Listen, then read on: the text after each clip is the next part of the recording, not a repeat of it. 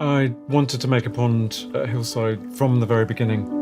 You always have to think about a pond being bigger than you think it should be, because a significant part of that water will get covered by vegetation. I knew I wanted to make a pond that was a wildlife pond. So one of the first things we did was to tap the water. You need to think about how it's actually going to work when you build it. And what I did was to draw out my width of the pond, and then we brought in a layer of fine sand. We made a little head wall. So it's much better if you can to keep a pond in an open situation. The wildlife nature of this pond was really key to me.